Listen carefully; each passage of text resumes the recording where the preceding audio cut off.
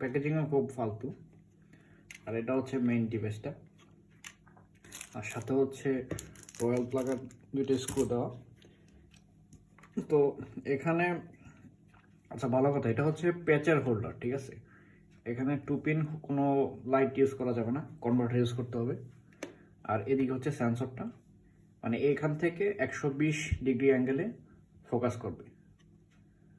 এটার ভিতরে হচ্ছে সেন্সরটা। ধন্যবাদ সবাইকে।